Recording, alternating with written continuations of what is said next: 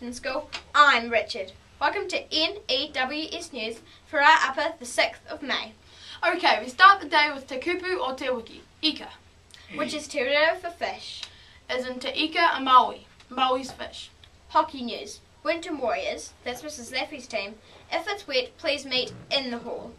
And the Winton St Thomas's Whizz, that's Lochie and Willis' team, you all have a practice on the basketball court at 12:45. Kia Ora.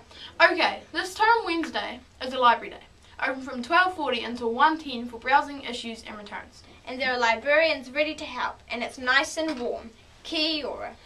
And if you miss any notices, you can play the news again, or you can read all the notices in the text box below. Okay, a notice about some of the grass areas around the school that are getting a bit boggy. Please keep as clean and dry as possible at interval and lunchtime. This means thinking carefully about where you play. And making wise choices in the playground. Kia Ora. High-vis vests.